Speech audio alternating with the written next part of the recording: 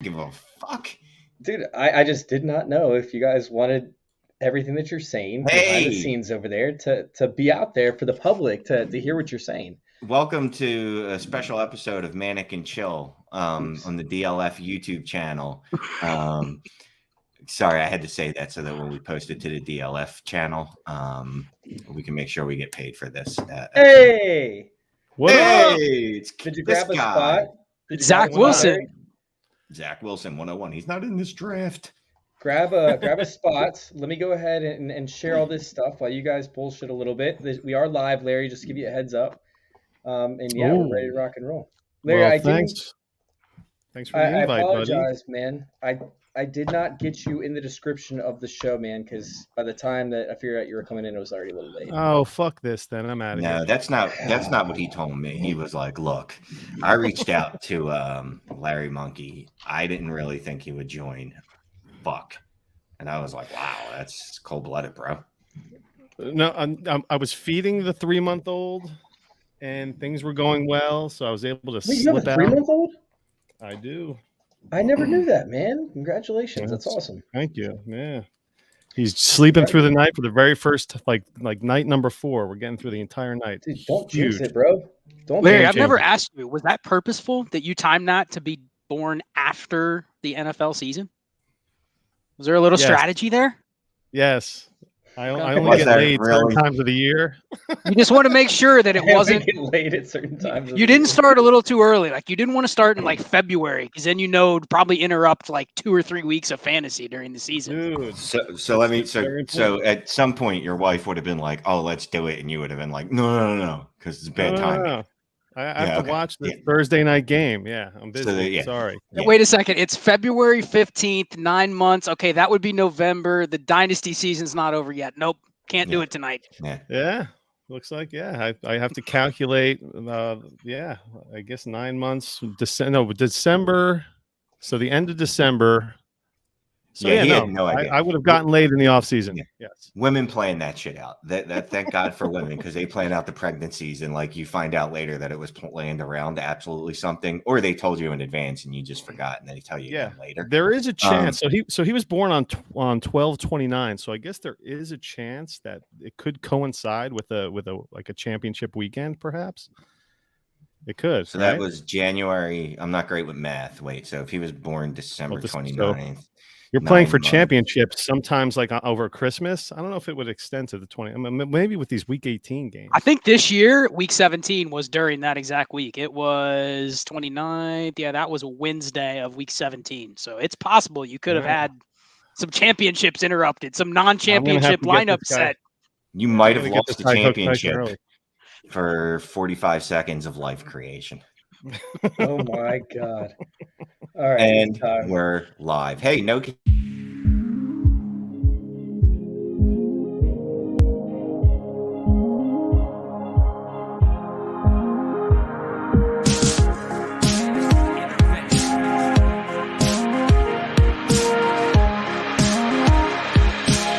This is Fantasy Intervention.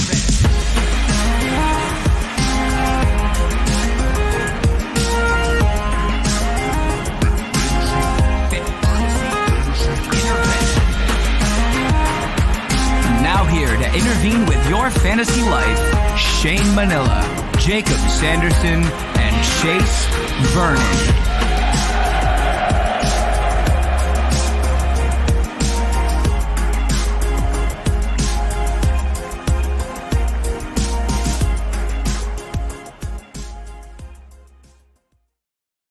Chase couldn't figure out how to get the fucking the insignia down. What just happened? You left insignia up too long. I don't even know what that is. The picture thing. The thing. Whatever, man. Just go. What's up, everybody? Welcome on into another episode of Fantasy Intervention. We are coming at you hot and heavy. And unfortunately, Jacob, one of our co-hosts, was not able to make it tonight. But Shane was. And you guys already heard from him to start the show, talking about insignias and all that fun jazz. However, we have 2 guests with us tonight. We have 2 guests with us. We have Scott over there. You can find him over there at Charles Chill FFB. And, of course, Larry Monkey. What's going on, you guys? How y'all doing tonight? I propose you let Shane start producing the shows going forward. I want to see some a little added comedy to the Wednesday night routines. Would you guys let him do that for Dynasty Trades in 5?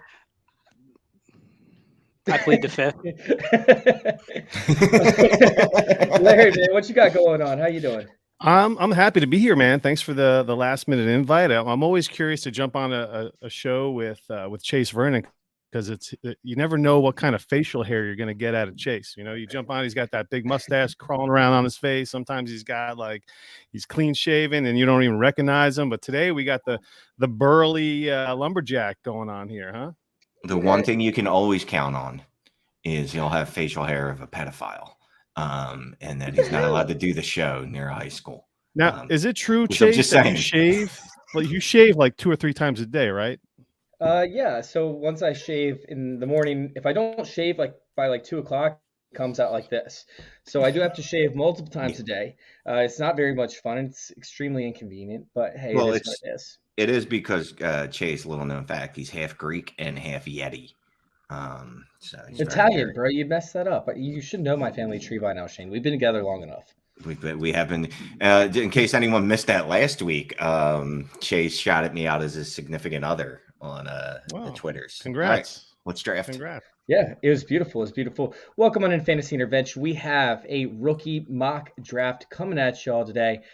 I decided Shane and I couldn't do it alone, so we had to bring in 2 guests, of course, to help us draft.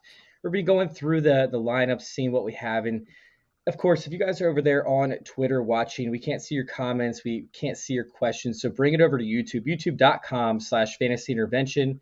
That's youtube.com/fantasy intervention. I'll actually throw the link here at the bottom so y'all can see it. youtube.com/fantasy intervention. Make sure you hit subscribe while you're there and hit like if you guys are enjoying the show. Of course, tell your friends, tell your family, tell your dogs. Let's do this. All right, 2 quarterback league, right? We're going to be doing it on Sleeper. Super flex. 2 different. That's a very different thing. Super flex. We'll do super flex. Let's go 2 QB. Makes it a little more interesting. Okay, fine. It's 2 QB. Yeah. Regardless, okay. It's going to be 2 QB, right? 2 QB. And we're going to try and build the best teams that we possibly can. Now, I'm not saying that you have to draft a player. We're just going to try and start it out. But yes, there's only 4 of us, so I'm going to try and input players and make sure I don't fuck shit up right off the bat.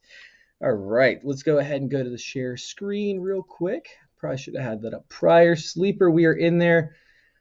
All right, is that looking good for y'all? Y'all can see it all right? Yes. Okay, thanks for the feedback, guys. Let's go ahead and start this one off. Shane, you have the first pick. Ooh. Who are you taking and why? What's up, Hollywood? Oh wait, hold on. I got mail in my sleeper. I gotta go check that out. Everyone can pause. Potential trade. No, unfortunately not. It's just Chase talking about our startup. I can't figure out how to get back to this mock, so I'm probably gonna time out. I haven't started it yet, and when I do start it, it's going to be an hour. Okay, start. Where did I put it? An hour That's for what she said. We going 2 tight end too? Make it a little spicy? No one Oh, cares. come on. We got to get the tight end. People want to know where to draft the tight end, Shane. Not okay? in this draft. If Not there's in the any first other draft. I'd be cool with it. Are you going to start this draft? Yes, or? it started. Well, is it gonna a hang tight end out. premium Lost at it for a least? second. Or Sure, we can get tight end premium. Tight end premium doesn't matter, so let's just make it. 2 point. not- 2 point. don't grab 2.0. Yeah, 2 2.0. PPR, okay. Makes it legit. All right. Then this isn't going to be particularly difficult in a 2 quarterback league. 2 quarterback Oh, league. God, it's that noise. Sleeper makes some weird draft noises. In a 2 quarterback league, I'm going with Mr. Malik Willis, QB1 of this class. I was just reading Thor Nystrom's write up on him, and it was glowing. The dude's got a cannon of an arm. He's basically Lamar Jackson light as a runner. If he can, Hollywood. Hollywood. Hey, Hollywood. He's no Zach Wilson. So I know Larry Monkey won't like him as much, but I just think the kid's upside is just immense. And again, it's a 2 quarterback league. If it was super flex, I might have thought about going another way, but I don't think you even have a choice to make here. Yeah, I mean, I'm still on the fence with Malik Willis, and right now we still don't know where the players are going. We still don't know what's going on. And although I like Malik Willis, to certain teams, I'm a little bit concerned that he ends up sinking to a team that I don't want him to end up with. So I'm a little bit nervous about that. Like if he ends up with the Falcons, dude, I don't like that matchup at all. You don't have any weapons for him, outside of Kyle Pitts. There's no offensive line, and he's terrible about taking sacks. Couple things. What do they call that? Oh, dynasty leagues. It's dynasty intervention. So next year won't be his entirety of his career. So even though their weapons consist of Kyle Pitts and Demir Bird, who I found out signed there today, I think they'll be all right if they get Willis this year. And they don't even have Russell Gage, man. Well, here's the thing about the Falcons. Next year they're going to have $100+ million in cap room, and I actually think this quarterback class, we may see not one guy start more than 6 games. The only quarterback from last year's class that hasn't lost value, Trey Lance. So I actually think that Malik Willis, if he goes to the Falcons, would be a perfect pick to literally just help you tank for 2023. And he's still going to be the most valuable quarterback next year because he's not going to get exposed. Yeah. So I actually kind of like him to go to Atlanta. I don't want a quarterback to go to the Panthers or the Seahawks. Yeah, he goes I think to the those Panthers, those are rigid organizations that are just going to crush a rookie, in my opinion. Yeah, and if he ends up in Carolina, there's absolutely no way he doesn't start. He's going to be starting by week 4. They're going to throw him in week 1. Yeah, I agree with that. I still Carolina just has the weapons that I think they can make it work. But regardless, let's go ahead and go with the second pick, and that's Breece Hall for me. I would have taken Breece Hall at the first overall pick, because I just think that he's fail-proof at this point. I mean, I don't really think there's too much to discuss. Landing spot really doesn't matter. He's, going to be a stud in this league, and there's really no doubt behind it. Do any of you guys feel like there should have been a receiver taken above Breece Hall? No. All right. Larry, I like your pink phone. All right, who's up third? It's me. This is a very tough spot in a 2-quarterback league because in theory you should take quarterbacks over anybody else unless you think it's a locked in, first. The thing with Breece Hall is he's probably going to be RB2 overall in Dynasty after he gets drafted if he hits a good landing spot. I mean, you could argue basically him over everybody except for Jonathan Taylor if he hits a good spot. And he's a top 50 pick. So I can't argue with that. But everybody else, especially doing this pre-draft, it's hard for me to say, I want one of these receivers over a quarterback. But then again, I don't really know what quarterback I want second. Yeah, you just brought up a really interesting point. If Breece Hall does end up going to a team, right, and he is the RB2, which is, very, very possible, at this point in time, do we end up seeing, is he more foolproof or fail-proof, I should say, at that point, to where hey, we can go ahead and say that he is worth, a top 8 pick in terms of a trade when it comes to the running back for a quarterback type trade? I mean, I think it comes down to, do you think he's going to get the draft capital? Is he going to be a top 50 pick? Yes or no? What do you think, Shane? Yeah, without a doubt. Chase, top 50 pick in the NFL draft? I think there's a chance he goes in the first round this year. I mean, we saw 2 running backs go in the first round this past year, so I think he's a top 32 pick. He's going to go to Buffalo or Tampa Bay. He's a first so if he's a first-round pick, why is he inferior to DeAndre Swift? That's a good question. I mean, DeAndre Swift's offensive line has been absolutely phenomenal over the past, 3 or 4 years. So you might be able to argue that. But, I mean, honestly, it's going to be landing spot, and that's pretty much it. You can't argue. When he goes in the first round, you're not going to be able to argue anyone over him except for Jonathan Taylor and maybe Najee Harris. That's it. Well, my argument has been, everyone says, well, it's too high to put him up into RB 4 or 5 in Dynasty. But right now, if you could sell DeAndre Swift or Najee Harris or Javonte Williams for the right to draft Breece Hall plus, there's a pretty good chance in a month that you're sitting with an equal running back and you got a free square piece. Yeah. The only thing that kills him is the draft capital. If he falls to the late second, early third, then you lost. But that's it. Yeah, no, that's a great point. That actually makes me think a little bit. All right, so let's go ahead and throw you on the clock. Who do you have over there as your third player off the board? Yeah, this is really tough. I mean, this is, do I want to take the scarce position, which is basically pick your dart at quarterback, or do I want to take the safety of who I think is going to be the wide receiver 1 off the board? I'm going to play it safe only because I'm going to have other picks, and I'm sure there's going to be quarterbacks that are going to fall, but we'll see. You can't think like that. You can't think like that, bro. Well, knowing me, I probably have another first, but if I don't, I'm just going to pray that I have my 203 and maybe you'll drop a quarterback to me. I'll take Garrett Wilson just because I think he's going to be the first receiver off the board. But I don't think I'll admit it. I don't think this is a game theory correct selection.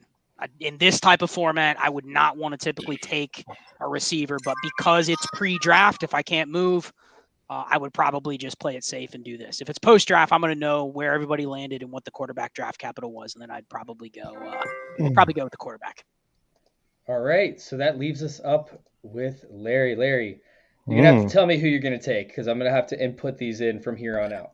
Gotcha. So, I mean, the fact that this is a 2-quarterback draft changes the way I want to make my pick. We only have a handful of quarterbacks, and if this is a big, if it's a super flex kind of draft, then I don't know, I might still go quarterback here. I know the quarterbacks are kind of getting shit all on, and none of them are any good. I mean, Malik Willis has gotten the most publicity with his big arm, and I think everything all depends on landing spots with these guys. If somebody lands with the Steelers, I think it doesn't matter who lands with the Steelers. They're a great organization. Mike Tomlin, they've been looking at Willis, looking at Pickett, Matt Corral. I think I might go with one of those guys and hope that, pre-landing spot. Is that a cricket? Those crickets? You hear those crickets? Yeah, make the pick. All right, you know what? I'm going to go Kenny Pickett. I'm going Kenny Pickett and his tiny hands. And I understand that might ruffle some feathers, but, he's probably the most after that big season. He's got that first round buzz, first round. He's going to be a first rounder. So he's going to have that draft capital. I think they slide him in. My expectation is he goes to a New Orleans Saints or maybe a Pittsburgh Steelers, and who knows, he'll slip right in there, and I'll start getting those points right out of the gate. Yeah, I'm a little bit concerned that the Saints aren't what they used to be, but I like the take of him going to the Steelers. If he does fall, I don't think he does make it past the Steelers.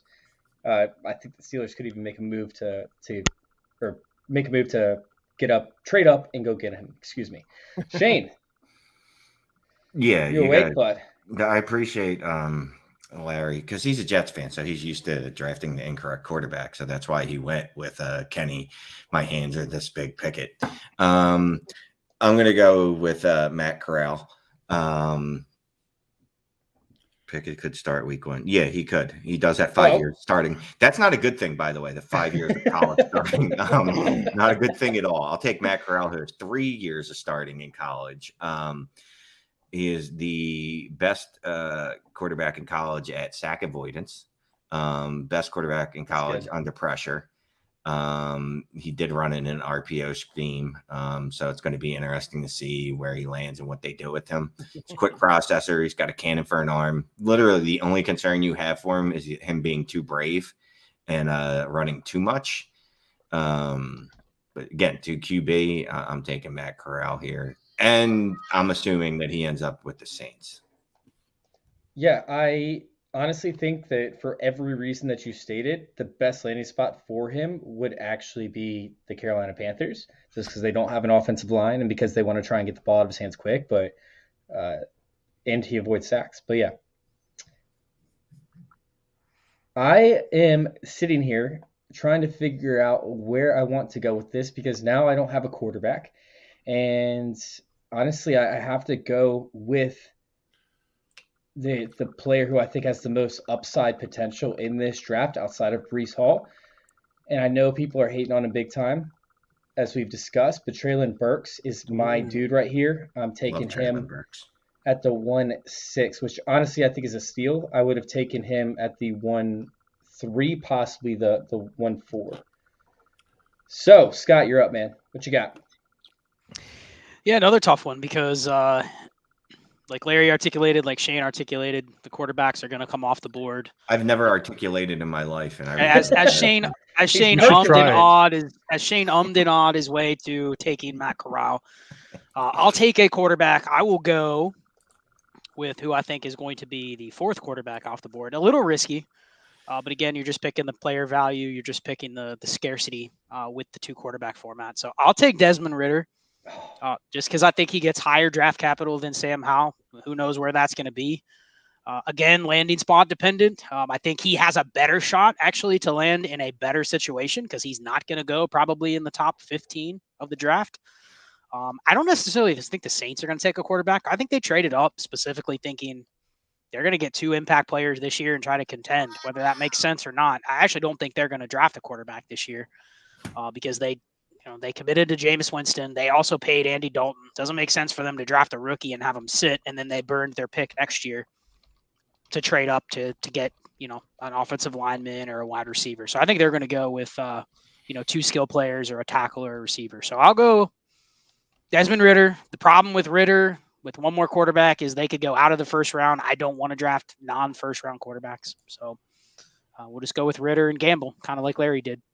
Yeah, I was hoping that he was going to make it back. I mean, this is the most quarterback heavy draft that I've seen for rookie mocks thus far. Well, because this is probably the first 2 QB one you've done. Right. Yeah, it kind of throws a wrench in a lot of your viewers that are probably looking for Superflex advice. But yeah, I mean, for Superflex, let's just make it simple. For Superflex, it would have gone Willis. Corral might go off the board, obviously, in the first round. And then that's it. Yeah. Well, the issue is if you're in a 2 QB league and you have like Derek Carr, to trade him away, you need Jamar Chase. The scarcity factor is you're not going to trade them away unless the other team is going to essentially bend over and pay double what they're probably worth in a super flex league. Yeah. So you just collect them, even if it's your 5th quarterback. Oh, okay. I'm going to take a 5th. Shane only has 1. He's not getting 1. So he's going to start, next year's Taysom Hill in his quarterback spot and just pray that he gets 4 points. Yeah, in Balls is life, seeing all the negatives, Treylon makes extraordinary plays that I don't see from the other receivers. That is correct. Treylon Burks, everybody loves to bag on his 40 time. Anyone that just bags on his 40 time, which wasn't even bad, hasn't watched a lick of tape. Yeah. Not even one. And I'm not a tape guy. You watch tape, Shane? Nope. But I can watch football and I can go, oh, that guy's faster than everyone else on the field once he gets the ball and he accelerates. So you don't grind tape? Shane watches Twitter where they show all the good plays. I do like the good plays, the highlights, grind the highlights. And Treylon Burks, Ba Media, right? Yeah, that's Treylon Burks, the tape he watches. Treylon Burks is better on the outside than he is in the slot, and he was an excellent slot receiver just by PFF grades and things like that. Not by my grades because I don't know what I'm talking about. He wins on every type of route. He's going to be an absolute monster, assuming he doesn't land in Philadelphia. All right. I think the thing with Burks too is that he's probably going to fall a little bit, and there's a lot of good landing spots outside of the top 20 where I'm sitting here going, man, Dallas or Green Bay or Buffalo or Kansas City. I'd almost rather have that than going in the top 15 because then you kind of know you're going to get some landing spots that aren't some desirable. So I actually kind of like Burks a little more pre-draft. Buffalo I think we get a ton of first round wide receivers just because of the need. All the teams out there that need wide receiver help I think that there's going to be a ton of receivers off the board in the first round. And if you look at PFF, it's like the 2nd or 3rd most valuable position in the league. They're getting paid. So to getting a rookie contract, 5 years of a receiver on a rookie deal that's good, that's way more valuable than it was a couple years ago. So I think teams will reach in the late first and take more. Yeah. Yep, I agree with you 100%. We're going to see the same sort of thing we saw from quarterbacks previously now with receivers because now they're giving deals to quarterbacks way ahead of time from what they need to actually do. And the ones that they're not sure about, they don't need that 5th year to really make a decision. So I think we're going to see less people trading up to grab a quarterback at the end of the first round and more people trading up to grab a receiver or even a cornerback in the latter part of the first round. So, Larry, you're up with the 8th pick. Who are you going to go with? I'm getting a little spicy here. Got my showing off a little hot sauce here. I'm going to go with Sam Howell, lock up my quarterback positions. And I understand that he had kind of a rough season, but he's got He can throw the ball all over the place. He had a great, he was great when he had the support a couple of years back. He lost, he lose about 5 starters to the NFL this past season. So he was running for his life, and he literally ran for his life, put up a bunch of rushing numbers. So what you have out of Sam Howell is someone that can connect when he's got the support around him. And then when he doesn't, he's got some rushing ability. So there's some rushing upside there. And if he lands in a place like the Steelers or one of these teams that is a good, healthy organization that can kind of bring them along slow or whatever. But if I'm in a 2-quarterback league and there are a couple of potential first-round quarterbacks that could get drafted in the first round, and I have an opportunity to get them in a rookie draft, boom, I'm locking it up. Yeah, I think Sam Howell has the ability to become a starter in this league. I don't think that he will, but he has the ability to, very much so, like, Kirk Cousins type player. So no, okay, don't say Kirk Cousins like type player. God damn it. Kirk Cousins is a QB1. I hate when people fucking bag on Kirk Cousins. Like I'm talking about coming out of the draft process, no, right? You're trashing Kirk Cousins right now. That's what you're doing. Well, he was a 3rd-round pick, right? Kirk Cousins? Fourth round pick. Yeah. 4th? Was he 4th? Yeah. Yeah, he was the backup for RG3. Yep. Yes. Well, let me add this with Sam Howell, too. There's some correlation between guys that come out that are drafted in the first round. So that's the first thing. He needs to be a first-round pick. If he falls to 38 or something, I'm not interested. I don't want to draft him. But he's under 22, and he hit the prerequisite number of starts. I think it's like 30-plus college starts. Pretty much everyone that's checked those boxes, there's been some positive correlation. There's nobody else in this class that checks those boxes. Everybody else is either 23 years old or they didn't start enough games. So he's the one. That's the one thing I'm looking for. If he goes in like the top 25, I'm actually fairly confident of moving him up to like QB3. Exactly. Yeah. He's not going to, though. That's the problem.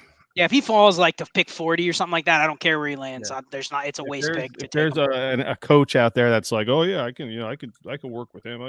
Boom, they draft him. Well, that's every coach. Every coach assumes that they can make every player the greatest player that's ever played. You know, I think it's a good landing spot for Sam Howell that no one's talking about. Tennessee Titans. Oh, yeah. Hollywood! Get out of Tannehill after this year and groom him to be the starter next year. I think that's a great landing spot. Didn't we just look at Tannehill's money the other night in one of our group chats? It looked like his dead money was a lot to move on from next year. I could be wrong. I think after next year, or after this year, it's much more feasible. I have to look again, but I think that's a sneaky spot. Have the producer check that out for us. Indy's my landing spot for him, where he can go behind Matt Ryan for a few years, because I think he needs more than just 1 year. years. Dude, here, let me tell you this. If a quarterback is sitting a few years, he's never going to be a starter. More than 1 year, he's usually bad. Kirk Cousins. All right, so they drafted RG3 at first overall. The Kirk Cousins was never. That wasn't the plan there. That was a complete accident. They didn't know what they had. Did he start for a few years? No, he did not. You named literally one quarterback in the history of the NFL. Literally one. All right, so let's go ahead. Dude, and what is up with you? What's with those? Larry, check the private chat. All right, so we're gonna go ahead and we're gonna move on to my pick. And at this point, it's like, okay, there's really no quarterbacks that I see him, very much value with. So I'm gonna go ahead and try and steal as much talent off the board as possible. Hopefully it moves up and I can make a trade, for a quarterback if one of these guys becomes a stud. And I'm gonna go with Drake London here. We still haven't seen his pro day. His pro day got pushed back until April 14th, I believe it was, because he had a strained hamstring. I think that's his 4th injury that he's seen so far in his career since the collegiate level. But we'll see what happens with his 40 time and with his production. The reality is, I want to see him end up with Green Bay, where he can play the big slot role that they like to, push out and promote, especially in the red zone.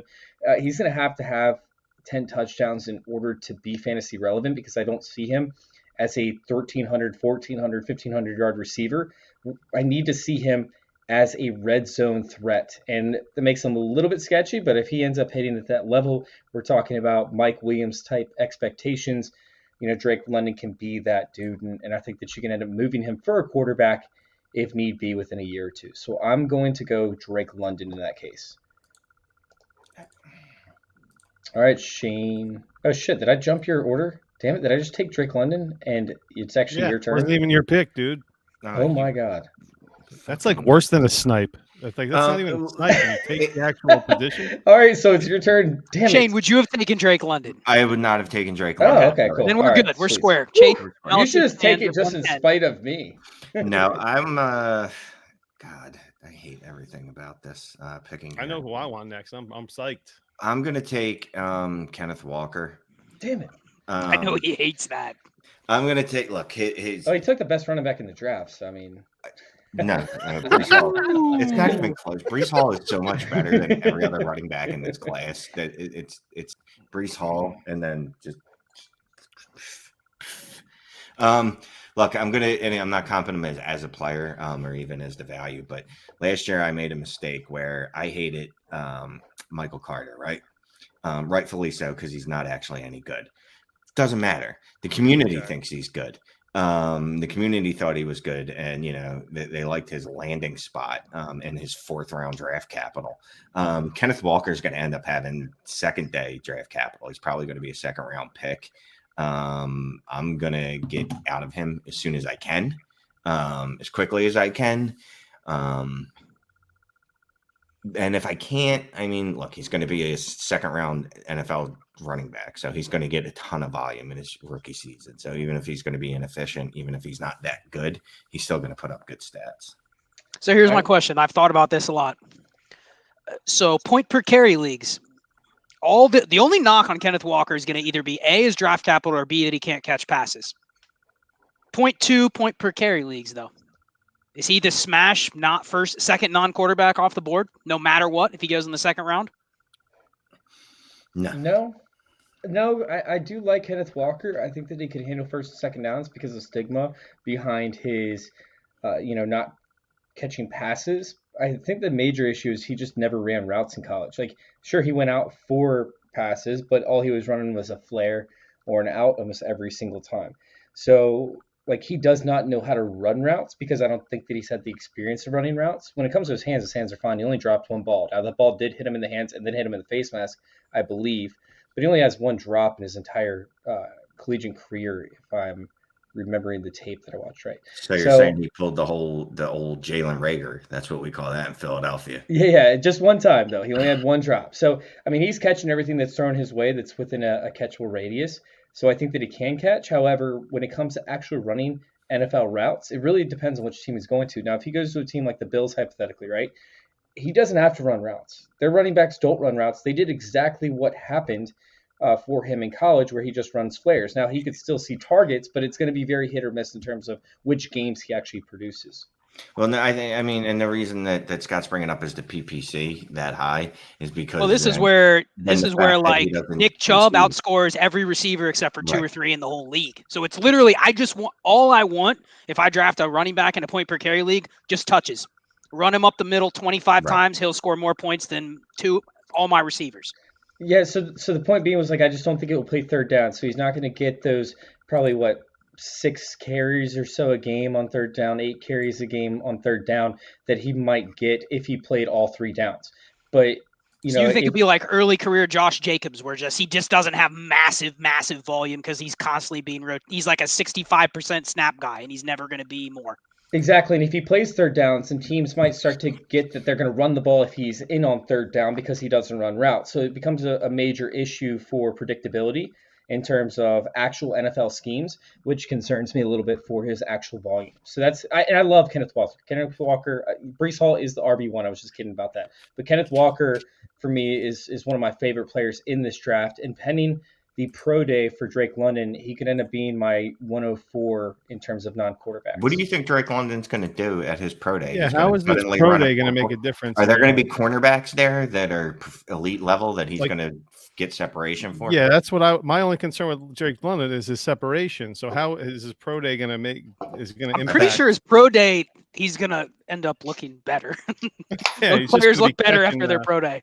Well, he didn't compete in the combine, and we had a pre-combine show, right? So, like, certain players, they can end up not gaining value because you see what you get. But however, if he goes out there and he runs like a 4.75, like, I really don't want anything to do with it at that point because, dude, if he runs a 4.75, whoever Who time let him do it's that going to would be be murdered, and that'll never get out. I'm thinking if he I'm runs a just saying- 4.75, he's going to saying. pull out of the pro day. yeah.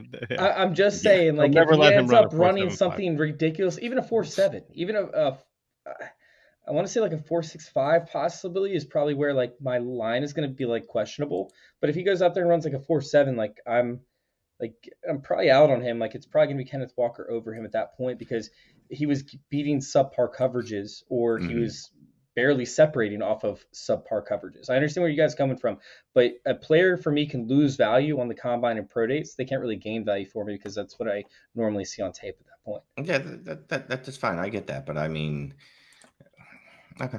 As of right now, Drake London's ahead of him, but if he has an abominable pro day, I'm going to have to move him behind. But we could see a T. Higgins type performance where T. Higgins bombed his pro day. Like, why do wide receivers even have a pro day? Really? You know? I mean, I guess why does anyone have a pro day? Generally it's favorable for them, especially if they didn't have a great combine. They can use pro day as a way to Denzel Mims, DPJ. Mims, see that he's looking good. He's real good. So that's why I'm saying pro days don't matter if they do well. I just want to make sure they're not terrible. That's my entire point. All right, so let's see. You're up, Scott. Who are you taking? Yeah, so all the quarterbacks are gone, at least the ones that I think can get draft capital. Running backs. At this point, I think we probably see a bunch of running backs go in the second round or third round. I think this is a great running back class, but it's too early to kind of put my flag on one of them. So I'll go Jameson Williams. I think he'll be the first or second receiver off the board. Really? You think he's going to be a first or second receiver off the board? I think Vegas odds are second receiver off the board. Him or Garrett Wilson are the favorites. Yes. But, I would take Wilson over. I would take Williams over Wilson. Honestly, all the draft chatter is that if he didn't tear his ACL, that he would easily have been the first wide receiver off the board. And at worst, he's probably looking at top 3 or 4 at worst. Well, and here's the interesting thing with Jameson Williams is that he's going to be very similar, I think, especially if he doesn't. I mean, he might be ready for the season. You never know. You know, some guys recover from these ACL injuries in like 7 months, and you're like, wow. Other guys, they take a little bit longer, even if he can, quote unquote, practice and get out there and do OTAs and whatever, but he's not ready to actually play yet. He's going to be similar, I think, to like Rashad Bateman. He's going to be a real test case on the analytics or the face planning idea of, well, can we really expect this guy to have a great rookie year? Or are we going to immediately milk that into his value next year? Let's say he goes out and only plays 8 games this year. And a couple of them are, well, he's his first game in the NFL and he doesn't smash. We're going to hold that against him in 2022 or 2023 and say, well, you know, on paper, if you exclude all the extra factors, are we going to hold that against him and ding his value? Yeah. I don't think so. I think people are going to forgive him entirely if he doesn't have a great rookie year, assuming that he's not like getting hype in August, that he's ready to go, he's full go. Then the expectations are going to shift. But I think whoever takes him is kind of planning on, okay, we're not going to have him full go for maybe a month or so.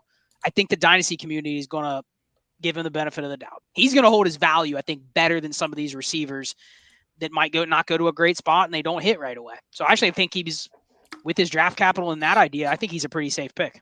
Where do you want to see him land? I mean, obviously, like Chiefs are probably up there, Colts are probably up there. Well, maybe, pending. I think he's going early. Yeah, I don't think he gets to. I don't think he necessarily gets to those spots. I mean, everyone will love the Chiefs. I wouldn't mind the Packers either. Well, they would have to trade up for him, obviously. Like they would have to make a move to move up and get him. But yeah, it depends. It just depends. Like when the first receiver goes, you might see a run, and then all of a sudden there's 4 gone before the top 20. Yeah, you never know. I mean, I could see him going to the Jets. Mm-hmm. Here's the problem. So at 10, yeah. Here's the problem. Jameson is we're going to equate, or not we, but just in general, the community. We're going to equate wherever he lands, or him being the first wide receiver or second wide receiver off the board with volume. Like, oh well, he's going to get a ton of volume. I don't think he's going to get a ton of volume. I don't think that's how he's going to be used. I think, Elijah Moore. We said that about Marquis Brown though. And he's had more volume than almost everybody in that class. He has, but he's one of the few that's. We assumed he was a small speed burner that only can win deep. And that's the complete opposite of what he is. So I don't know. I think we pigeonhole these guys based on. I don't think we pigeonhole them at all. I think we attach our own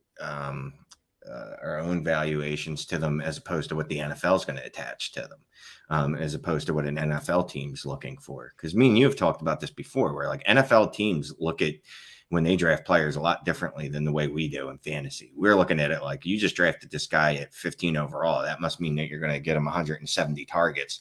Meanwhile, they're like, no, I just need someone that's going to destroy the safeties. Yeah. And you know what I mean? Might go for 60 and 900, which would be fine for us. It's just interesting. We look at a guy like two guys from the same class, right? We think of Hollywood Brown. Everyone thought he was just a small speedster that was just going to be a downfield threat. And then it's on the other side, you have A.J. Brown, who's a huge physical slot receiver. And everyone says, oh, just get that guy as much volume as possible. Who has more volume per game in three years? It's Hollywood Brown over A.J. Brown. But that's all.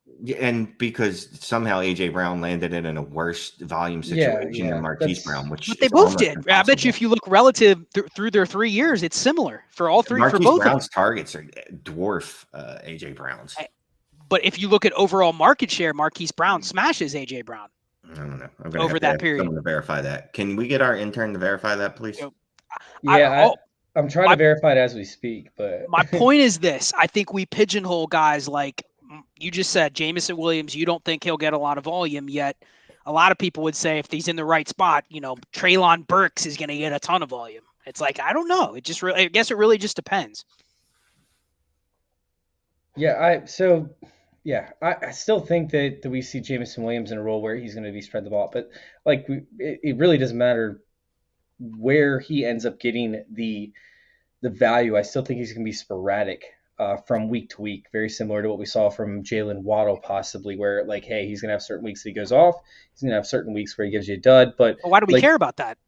Give me the home run week 6 times a year. I don't care about consistency. I don't care. What I was going to say was, yes, I agree with you.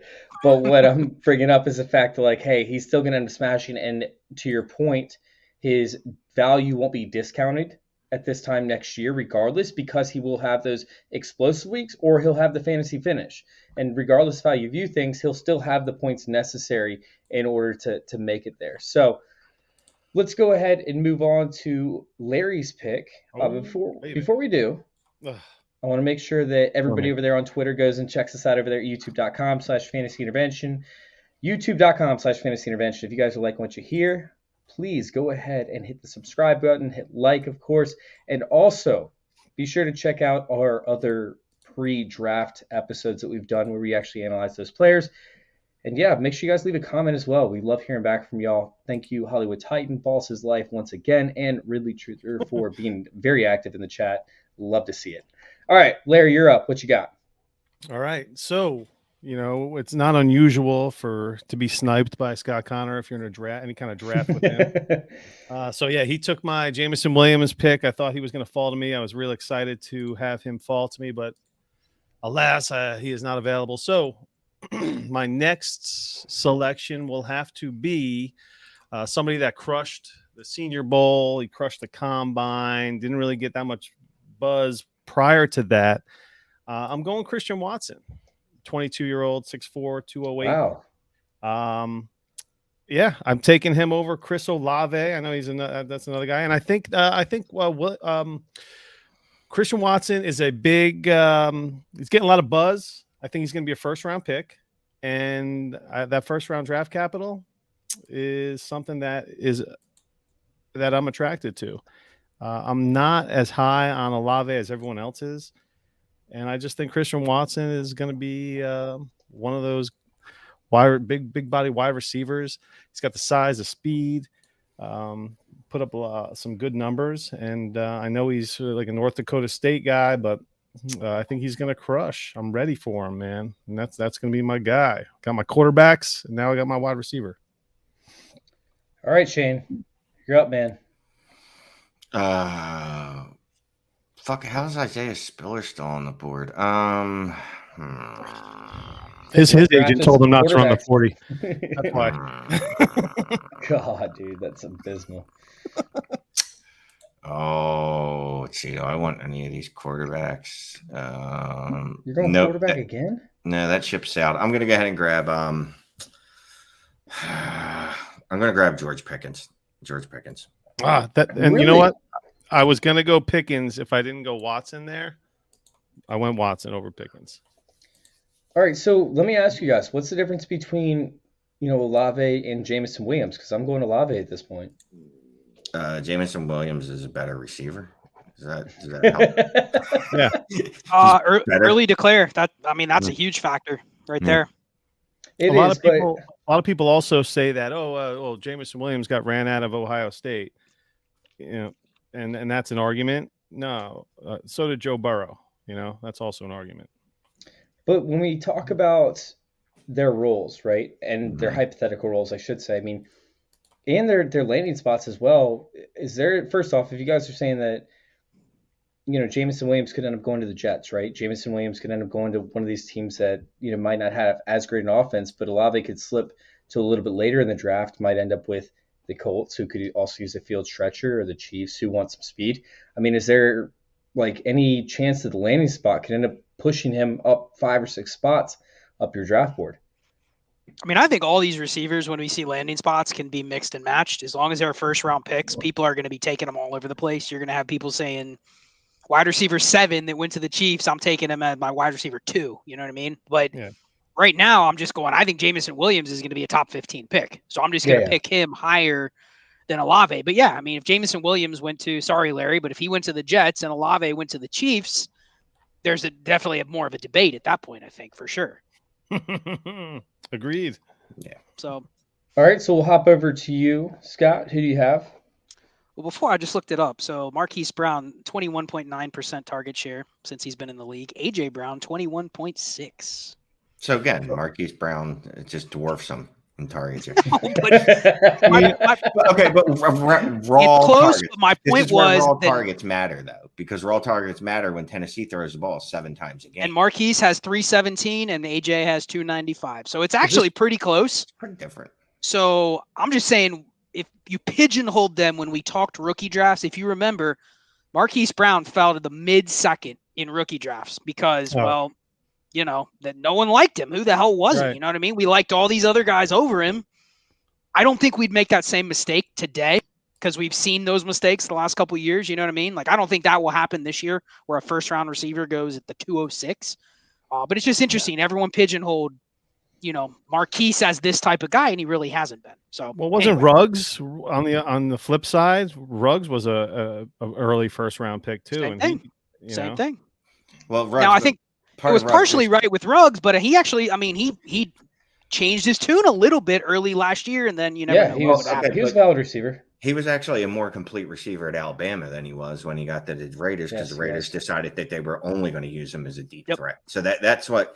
Because I remember drafting Ruggs in his rookie year, going, this guy isn't just a burner. He's more of a complete receiver. Ruggs. No, he's an underneath, get him the ball type player, and they didn't use him that way. And then the Raiders were like, we're not going to do that at all. Right. Well, he kept getting hurt too, and they couldn't implement him into the game plan. If you guys remember, they never used him like that. They never. Well, he did get hurt his first week. He hurt his hamstring, and he was not healthy for 5 more weeks after that. Yeah, and that doesn't.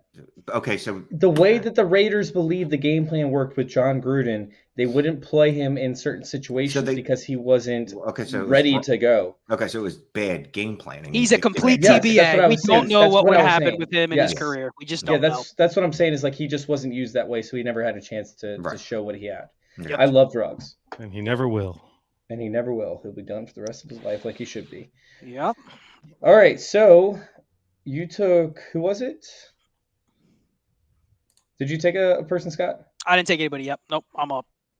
This is just a complete blind faith pick. I will go with second round.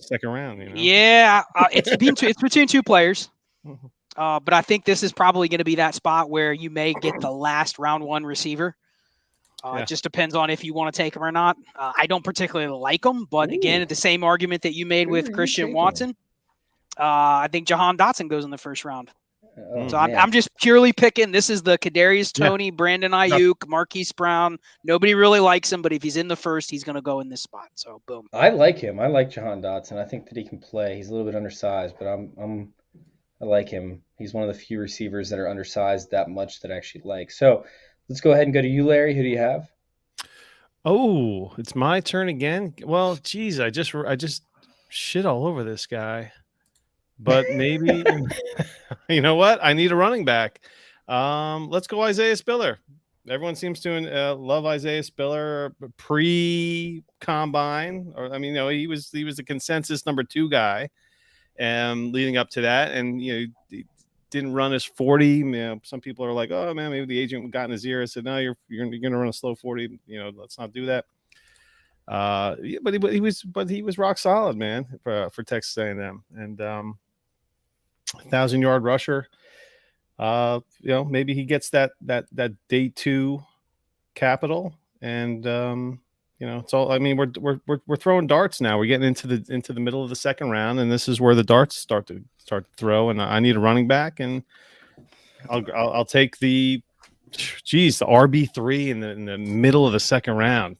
And again, it's because it's a 2 QB league. Because I would have drafted Spiller over Ritter and Pickett too for me, but I can't imagine Isaiah Spiller fall. I can't imagine Spiller falls this far in a regular super flex. I could be wrong, but it does seem a little late for Spiller. Let me ask you guys this with Isaiah Spiller: if he goes into the early 3rd round, okay, and he goes to an okay landing spot, due to scarcity, will you move him up ahead of round 1 receivers? No. Because we've done that the last 3 years. Darrell Henderson over Marquis Brown. Keyshawn Vaughn over Brandon Ayuk. Trey Sermon over Kadarius Toney. And people love the 3rd round running back that went to the spot. Sermon went over Kadarius Toney? In rookie drafts, yeah, by far. Kadarius Toney was mid to late 2nd in most rookie drafts. What? Yeah, dude. Those three straight he years. He never made it past me at the late 1st round ever. That is a round 3 running back over a round 1 receiver because we fell in love with the round 3 running back that landed in the spot where he's going to start, and then Trey Sermon. Season. But they also traded up for Trey Sermon. But then the season starts, and you go, yeah, this guy's kind of struggling to even get on the field, and then he's dead. When a running back doesn't start right away as a 3rd round pick, what's he in the next year? They're just going to probably draft another guy. You know what I mean? So will we make the same mistake with Spiller? Because I don't see 8 receivers going over Spiller in every draft. I think a lot of people will take him higher than Christian Watson, George Pickens, Jahan Dotson. I'll take him over Christian Watson, but I ain't taking him over. If Christian Watson goes at pick 32, you will? Who's at 32? The Rams? Detroit? Okay, so I won't take him over Christian Watson.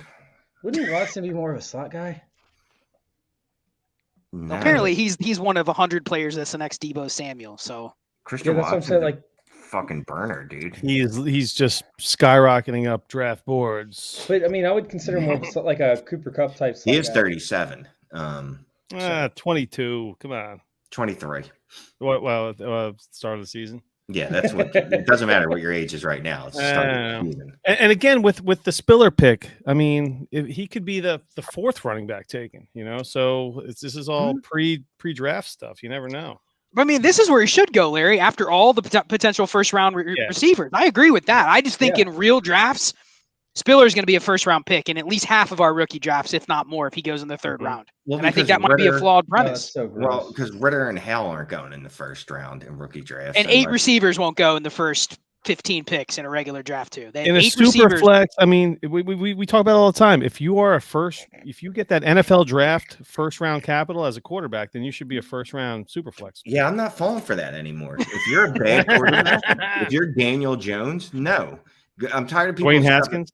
Shane's the guy going the 3rd round Isaiah Spiller over the QB5 because he doesn't like the QB5. Yeah, goddamn straight. If I could not pick Daniel Jones in any draft that ever existed, if I could Thanos all that and Thanos all my Mitch Trubisky picks, fine. And it means I also lost any Josh Allen picks I made. I'm fine with it because that's just poor process going, well, this guy's a terrible quarterback, but we're going to go bump him up because he got 1st round draft capital. But who would you rather have? Keyshawn Vaughn or Daniel Jones? Yeah, I mean, yeah. They weren't in the same draft. Give me someone that was in Daniel I know. Jones I'm just saying that a 3rd round running back over a 1st round receiver or quarterback typically is bad process, but it's going to happen. Because people fall in love with. If it's the QB5 in a weak quarterback class, I am not touching that quarterback. So then Shane's going to violate this rule for the 4th straight year, and hopefully you're ahead of me in these spots. Thank you. That's fine. But when he's on the clock, he'll But just and you're go gonna be for a trying pass. to trade me Daniel Jones, explaining to me why he has first round rookie draft pick value. Yeah. I'll be like, no, he he's does got not. guaranteed 3 years starting. No, he's not. He's not. Not in the new NFL. He's Isn't guaranteed his fourth year. 2 years, isn't maybe. Isn't this Daniel Jones' like fourth year? In New York, in a bad organization, yes. And even 4 years of him starting is probably giving you, if Jordan McNamara was on the show, he'd give us his warp. It's probably negative because the guy's a fucking trash can. All right, Jordan Shane, and with that McNamara. take, you're up. Who are you taking? Oh, I'm up? Yes. Oh, you're up, my let's friend. see, what quarterback's available? No.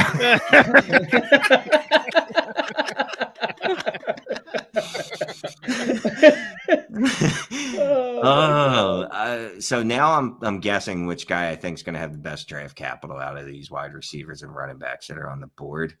I think Skye Moore is going to be drafted.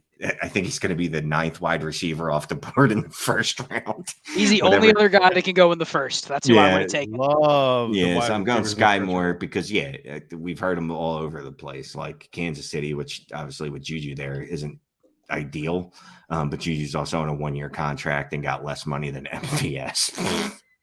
God, yeah, that's so Skye crazy Moore. to me. All right, so I'm going to take the 10th wide receiver off the board in the first round. No, I'm kidding about that. I can't do David Bell, man. I want to get on board with it. I can't. When it comes to these other running backs too, like it goes so quickly downhill for the running back position. But I actually like the running backs that could go in the late 2nd and early 3rd round. So at this point, I'm kind of stuck. I'm like, okay, do I want to take a shot on a quarterback with, who's a dart throw? I haven't drafted a quarterback yet, so I'm going to need one anyways. Or do I take the first tight end off the board? And at this point, I think I'm going to go quarterback. I'm going to go Carson Strong. I know he can't move. I know he doesn't offer very much upside in terms of, potential. Who didn't mute their stuff, Larry? Is that still you? I did. I saw the private chat message. Carson Strong's just a dart throw at this point. I don't love it. I'll take it, though, and see what happens in a 2-quarterback league. If it was super flex, he'd probably be the late 3rd round. So I'm going to go Carson Strong right here, though. He's a quarterback. He's a quarterback. That's about all I can Great say. arm. Great arm. The only bad thing was the sound effect for Sleeper wasn't the guy throwing up. That would have been appropriate for that pick. Do they have that? They should. They They don't. probably do. Just They add probably them. do. I'm not averse at all my Sleeper noises, but All right, you're up, Scott. What do you got? Chase, I do agree with you. I think this is the best draft class we have seen in 5 years for these. I punted running back in the startup, and I need a bunch of bodies. This is a great class to get a ton of just bodies, guys that are going to be backups, guys that are going to be 3rd down backs. There's a ton of them in this class. There's probably 10 to 12 more backs that I'm excited to get in this range, but I don't really want to have to start taking them at the 204, 203. You know what I mean? Like I want to be the last one that starts taking some of them versus having I don't want to push the button. Exactly. I want them all to fall to me in the 3rd round instead of Can we having to use explain my that real quick 205. Can we explain that real quick for the people that don't know what we're talking about, who might be their first time in a dynasty league or something along those lines? Yeah, I mean, I've talked about this for a couple of years, but most of my teams, and I'm in a lot of leagues, like I'm in 60 leagues at this point, and almost all of my teams, I'm trying to design my running back rooms on the thinnest margins possible. So, I want to have a workhorse. I want to have like a top 12 running back. Scott, I meant like pushing the button, like starting the run.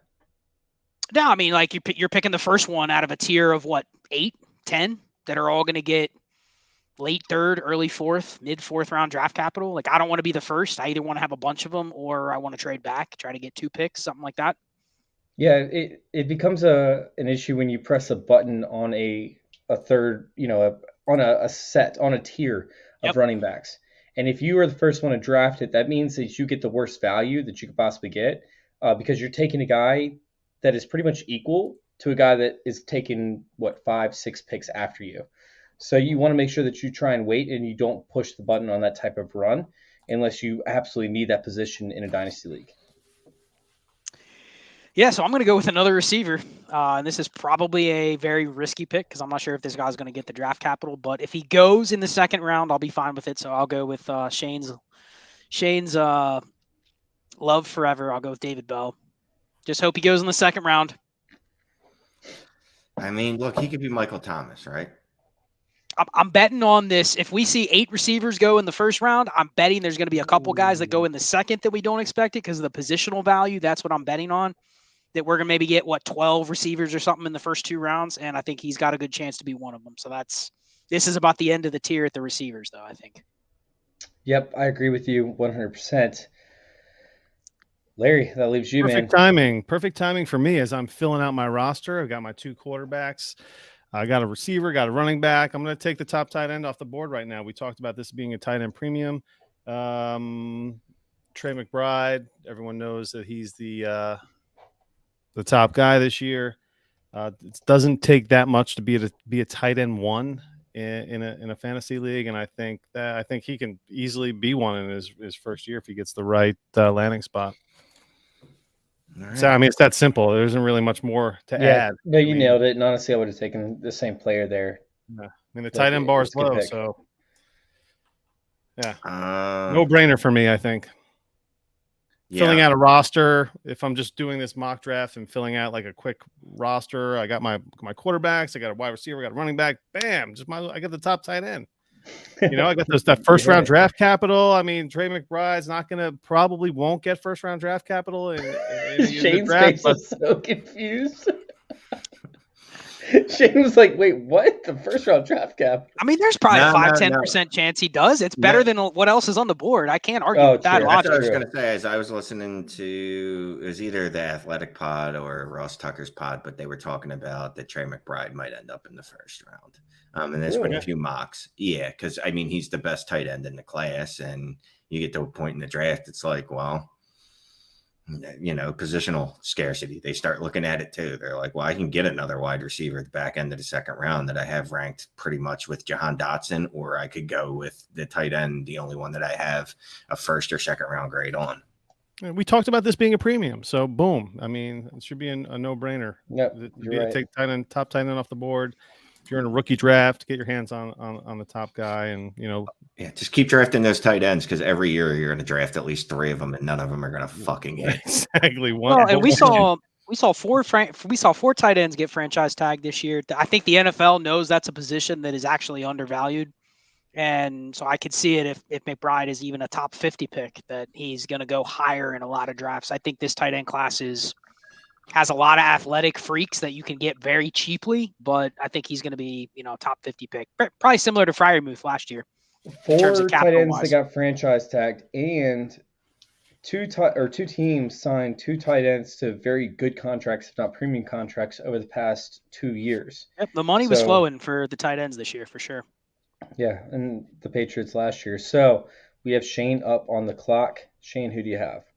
So I'm looking at these running backs, trying to figure out who I think is going to get drafted first. I don't really care about your story of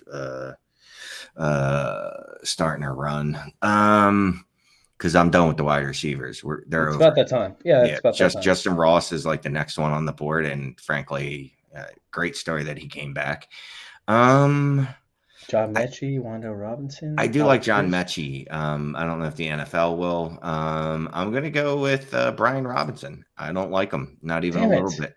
I was trying to talk you guys off of that. You sniped me. I would have taken him too. Would you have gone there, Chase? Yeah, that was my pick for this one because the NFL is going to love this guy. Mm-hmm. The NFL is going to love this guy. He's going to end up with the Falcons. He's going to play. What? Yeah, he's going to be the first and second out back for the Falcons. I think he's going to comfortably go in the third round. So, I mean, that's going to be one of those where you're going to have to weigh the, third round capital at running back is probably better than what else is on the board. Would Brian Robinson intrigue you if he landed with the Falcons over one of these guys, Shane? One of the quarterbacks? I mean, who? Brian Robinson. Like if he lands with the Falcons, right? And you see a first, second down role potential, would he intrigue you over one of the quarterbacks that was selected earlier if it was super flex? No. So he wouldn't make it in like the early second round or anything like that. It would have to be late second round. Yeah, he'd have to get like just ridiculous second round draft capital. Like they drafted him 34 overall, and we're like, oh, Okay. I mean, Shane just shit on those quarterbacks like 15 minutes ago. Shane, what if Brian Robinson gets drafted higher than Isaiah Spiller? That's not going to happen. What if it does? Oh, where the Eagles take him? I don't deal in hypotheticals. I deal in reality. I actually think there's a shot Brian Robinson gets drafted higher than Isaiah Spiller. I mean, look. And then would you take him over the QB5 that goes at pick 32? There's an infinite amount of universes, right? So in any universe, anything you said could happen. It could occur. In one of those universes where that occurs, sure, there's a version of this Shane that would take that, that would do that. This specific universe that's part of the multiverse, no. What odds are you going to give me that Brian Robinson goes ahead of Isaiah Spiller? Absolutely none, because I don't even know. I don't Great, even understand how to read make odds. a bet. I'm ready to bet. Only if Shane's giving me a little bit of juice on the bet. But 1 to y'all 2. Y'all should do something for Dynasty Trades in 5 at that point. Hey, you have to do this on the show. We have to run that by Clay. We're not allowed to make decisions. we have no authority. It's just when and where to show up. So. Don't get us in trouble. All right, so at this pick, I went. Let me pull the draft board back up. I went Damian Pierce. Damian Pierce isn't somebody that the fantasy people like because he, has been playing for his entire career in college and is coming out late. But he's going to be he's going to be a player that NFL teams like, and I think that he's going to see a lot of usage early in his career. Very similar, like a James Robinson type usage level, where he's going to see a lot of first and second down opportunities. He might even get used in the passing game because of requirement. Based on where he ends up. But he's going to go to a running back needy team. I don't see him going to a deep team because he needs to produce right off the bat. I'm going Damian Pierce, and I think that his value increases from the 210 next year. I think you'll be able to get a early second round pick, if not a first, for him at this point next year. I like it. Scott, where are you sitting at? It's between two. John Mechie was already mentioned. I think if there's a receiver, he would be the one that's going to go in the second round. If he does, he would be an okay pick here. Even though he's similar to Jameson Williams, you don't really know exactly how much he's going to contribute as a rookie, but still second round receiver. I'll go Zamir White because I think he's probably going to go in the same range. Brian Robinson and Damian Pierce. They're not going to go probably top 60, top 65 picks, but I think they're all going to comfortably go somewhere like early to mid third, early fourth, somewhere in that range. So we're talking like pick 70 to 110. That they're going to see a lot of running backs in that range. So I'm kind of just picking the one that I like most. Again, this is that range, Chase, where you just kind of take as many of these guys as you can. You kind of want to cluster these late seconds to early third round picks and add 3 or 4 of these guys to your team. Yeah, that's what I was going to say, man. If I could find a way to just have like the 206 through the 212 and just draft every one of these running backs, because I know 3 of them are going to end up returning value. I can't tell you which ones it's going to be, but at least half of these guys are going to turn out being useful. So I know it says 5 rounds. We're going to go 3 rounds, right? 3 rounds. I was only going 2, but Larry's a great night.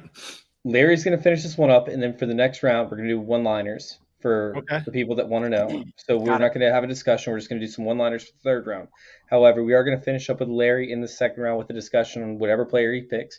Meanwhile, if you're over there on Twitter, if you're over there on Facebook, make sure you guys go check out Fantasy Intervention or youtube.com/Fantasy Intervention. youtube.com/Fantasy Intervention for more content just like this. Make sure you guys hit subscribe and like. We have a lot of content that's about ready to roll out for the YouTube channel here over the next few weeks, so I'm very excited for that. But Larry, who do you have for the 212? I'm going to go with the one of these other running back dart throws and that mushy part of this running back class, James Cook. I'm going to take the Dalvin's bro. We're going to go with we're keeping it in the family with the 22-year-old. Catches the ball well, crushed the combine very fast, great in the open field. I think that if we're shooting darts at this point, when in that RB tier that we're in right now, I'd much rather have him just based upon the what's that word we use when somebody's related to somebody else. Well, I got that. Kinfolk? What? No, not kinfolk. 6 degrees Genes, of separation. Genetics. No, what's the word I'm looking Bloodlines? for? I don't know. Pedigree, bloodline. Pedigree. There you go. He was born to be a good running back, right, Larry? He's got that pedigree. James Cook, baby, second round. No, the 212. Yeah, why not?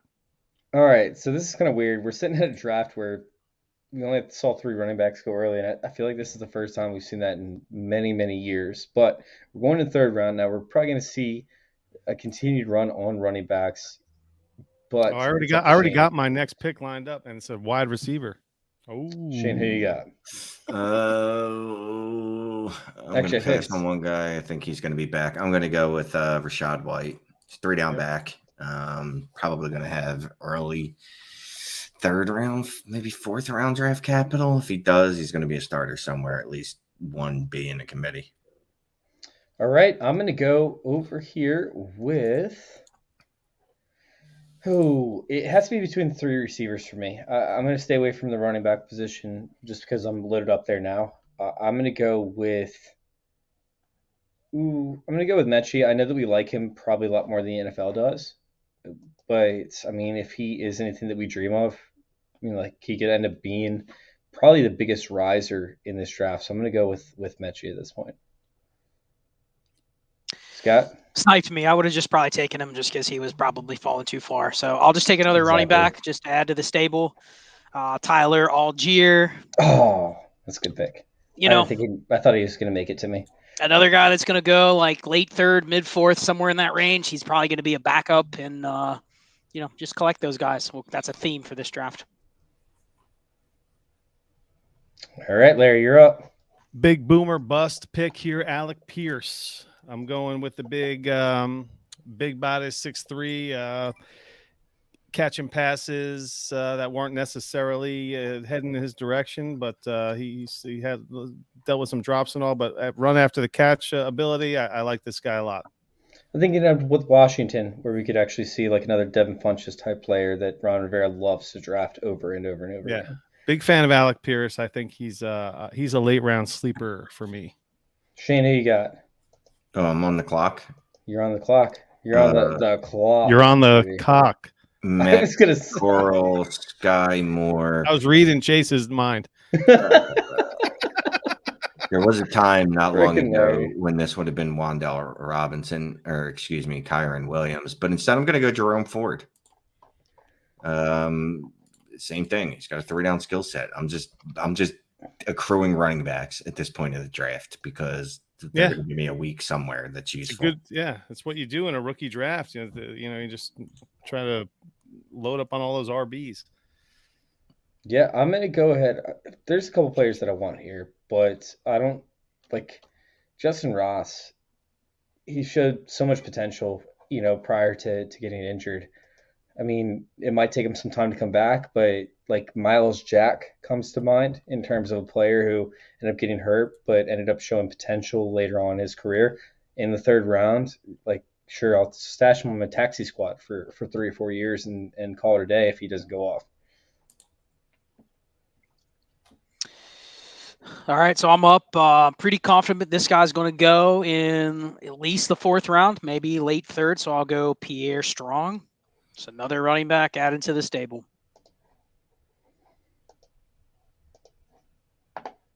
All right, Larry, it's up to you. Okay, this is a guy that bombed in the. He had probably one of the worst combines you could have, but Kyron Williams, 21-year-old Notre Dame guy, shit in the middle of his 40-yard dash. Underweight and slow. Yeah. I was never a Kyron Williams guy, so. But I'll give him another chance in the 3rd round of a rookie draft for sure. Why not? Yeah, I mean, maybe he ends up like the next J.D. McKissick type player. Shane, who do you have? Your pick is up, and this is your last pick. So be very cautious in terms of who you actually take. Care about any of these fucking players. Shane. 3rd round rookie draft. That's the attitude you got to have. Hey, should we throw Donovan Peoples-Jones in here?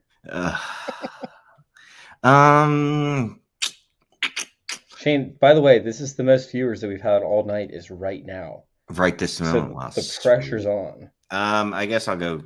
I don't really care about any of these people, but Shane, Khalil ruin it. Love Come on, Khalil man. Shaker. Love Khalil Shaker. I think he's gonna be one of those surprise second round draft picks What? that Scott was talking about. You mean Tupac? Tupac Shaker? Khalil Shaker. Shane loves him so much. He calls him Shaker. He's a mover, I heard.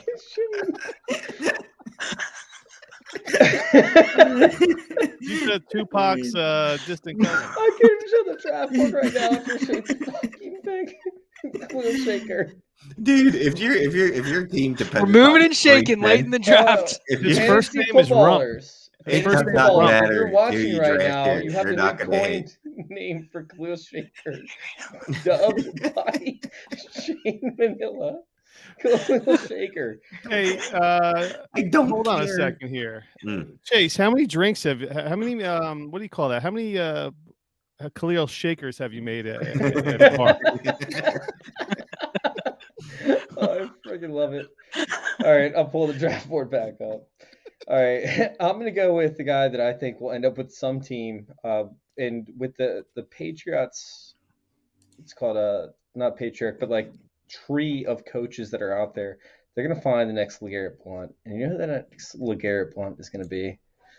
I have to search it. His name is Master Teague, who's not even being drafted anywhere right now. But Chase, you're my Master best Monster. friend. I can't believe he's not on the board. I love Master Teague. Dude, he's not even like he's a monster. The dude is massive, right? He He's a should have linebacker. come out last year.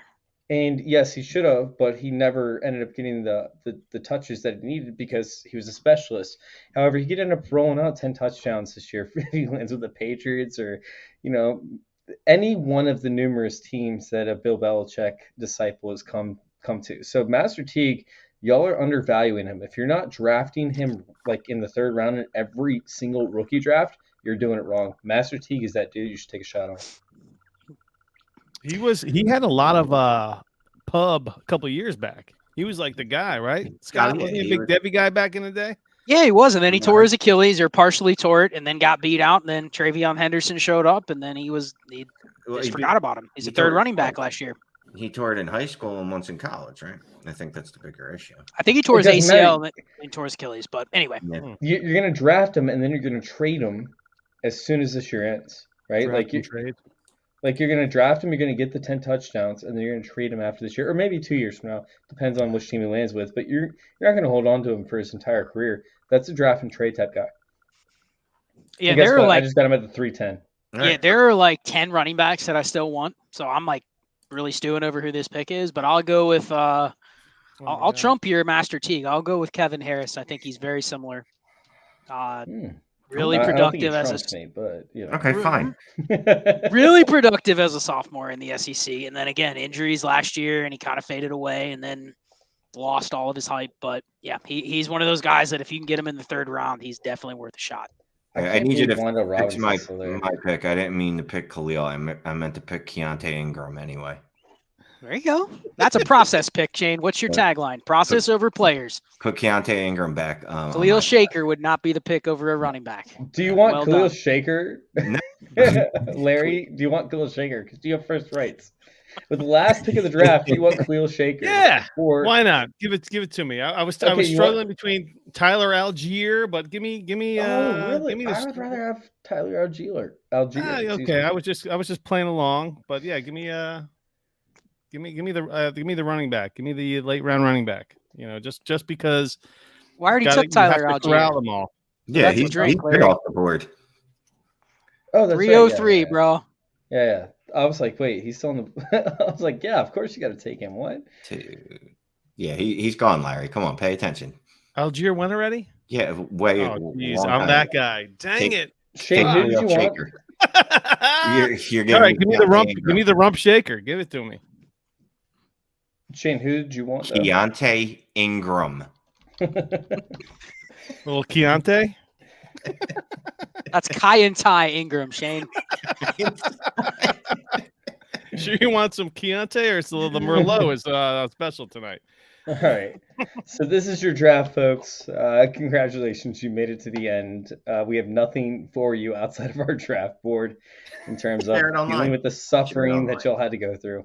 Make sure y'all take a screenshot of this and the suffering that we've been through. You can see it in my hair. And make sure that y'all subscribe to the YouTube page. Let's go ahead and let us get out of here. But before we do, where can we find everybody? I look like a peacock right now. This is great. Scott. Larry, your honors, Larry. Oh, baby. Let's do this. The Dynasty Hot Sauce Podcast. He's waking up. Larry's finally waking up at the end of the third round. Yep. What happened? Larry's ready for one of these leagues that has like 7 rounds. Yeah. Okay, no, I'm wide awake right now. No, man, forget it. My wife came down here and tore me a fucking asshole. I don't know if you saw me on mute earlier before, but yeah, I'm ready to tear it up. For the NFL draft, with the Hot Sauce Pod does a live draft party. So tune in to YouTube, follow us, follow the Dynasty. If there was ever a party I'd want to be a part of, it's the Hot Sauce Party. Yes, you are invited. Hollywood Titan will be with the Angry Sports Couple will be joining us. I just started sending out some invitations tonight, so you three will probably be invited as well. But yeah, tune in. We have a ton of fun, a lot of laughs, analyzing every single pick that is made in real time. It's a blast. Also, follow the pod. We drop one every week. Yada yada yada. FF Larry Monkey, my partner at RunDFF on Twitter. We'll be having a meetup in Jersey. Shane Manila's gonna be there. Oh, no way.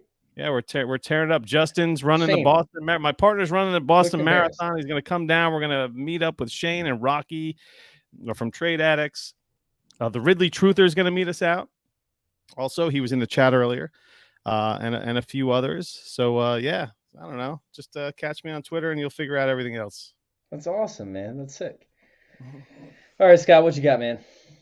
Yeah, and if you're not invited to the Hot Sauce Pod, just check Twitter, check any group me's you're in with Larry. That link might be starting to get shared pretty liberally as that draft night goes on. So it may be a party that expands rapidly.